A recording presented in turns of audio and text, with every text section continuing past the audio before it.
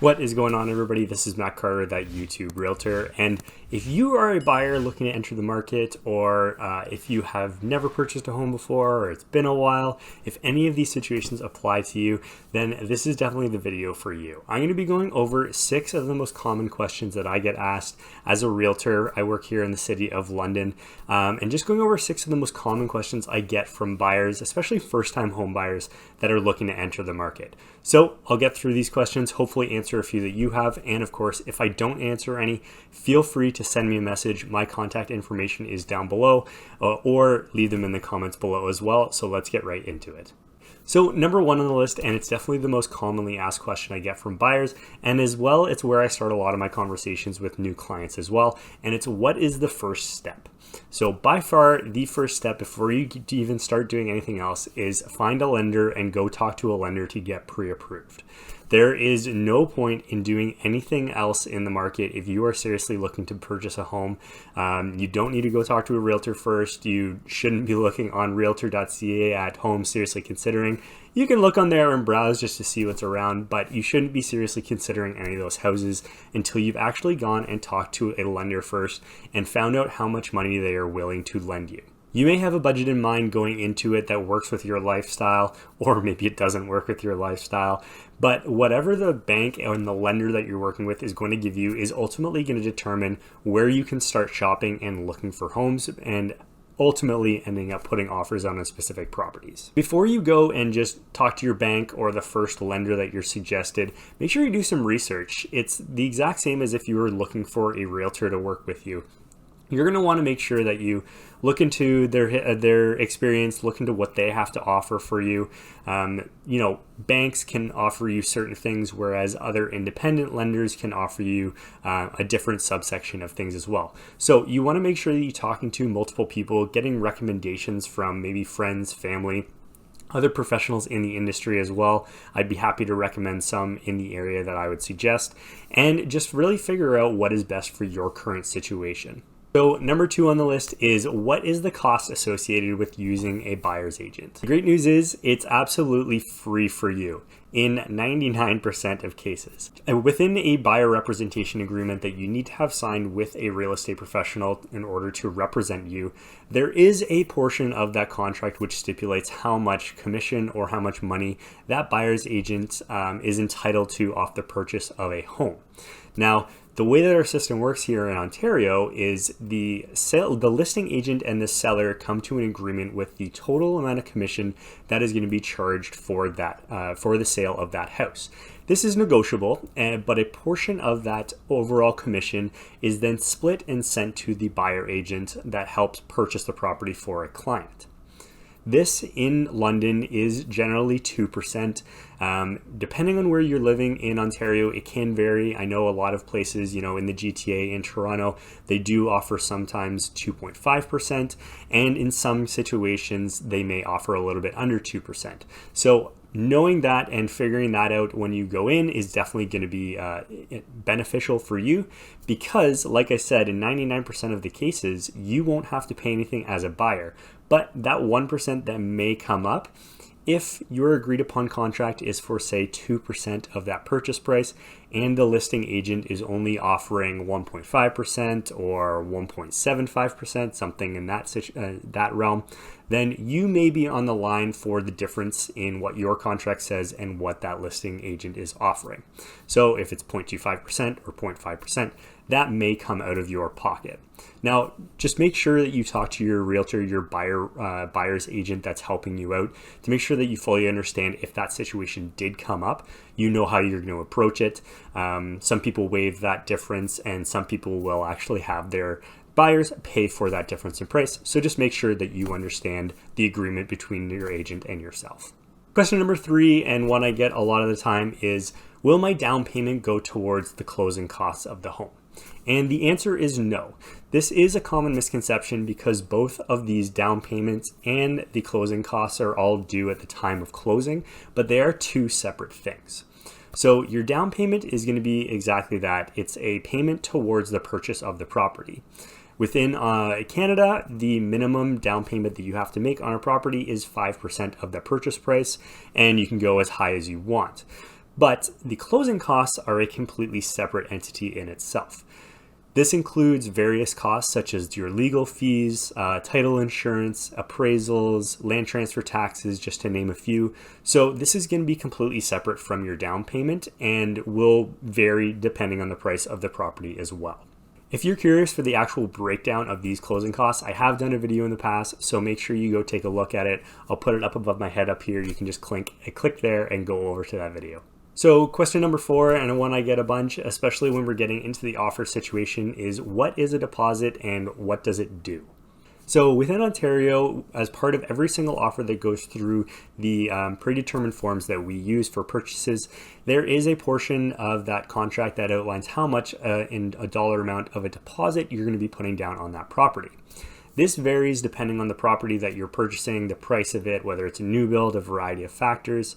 But it varies nowadays anywhere between $10,000 and $20,000 due at the time of that offer, an accepted offer. So that's usually the day of or within 24 hours after that accepted offer. Now, this money, let's say $10,000 that you write a check, it's payable either to that listing brokerage that is representing the sellers of that property or their lawyer.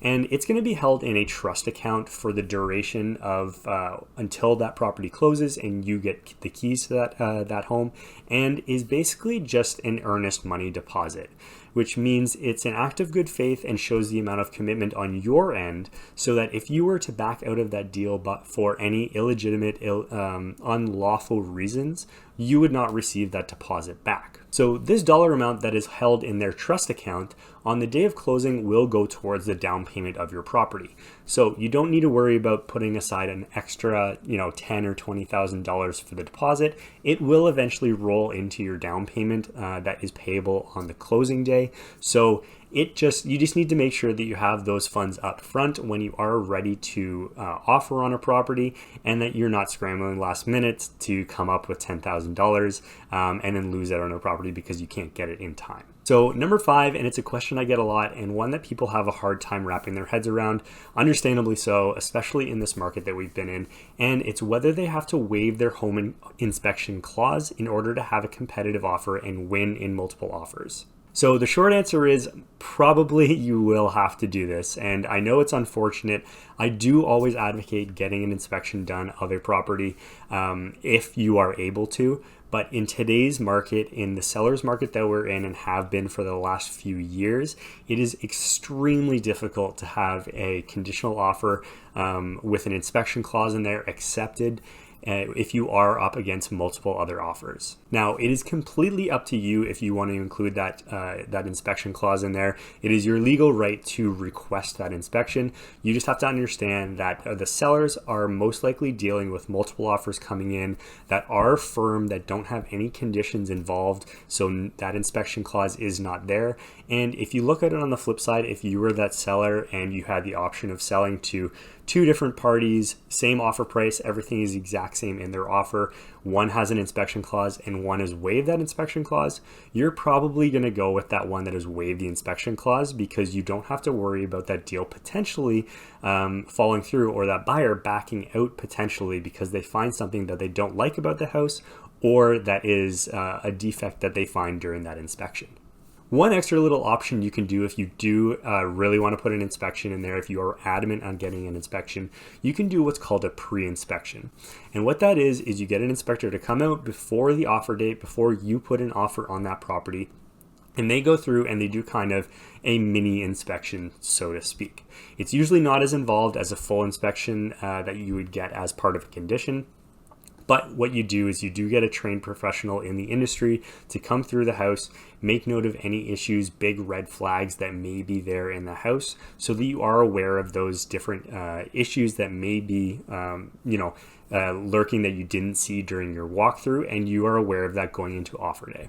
So number 6, and the last one I'm going to talk about, is can you get out of an agreed purchase and sale, a contract that you already have signed to purchase a home? The answer is yes and no. It really depends on how you look at this. So legally, if you want to back out of a contract, you need to have usually a condition such as the inspection or a financing clause in there. And if you don't meet either of those conditions, you can back out of that contract. It usually has an agreed upon duration, which you have to make your decision, usually within a week or so. But you can lawfully back out of that contract, get your deposit back, and be free and clear to be able to move on to the next property.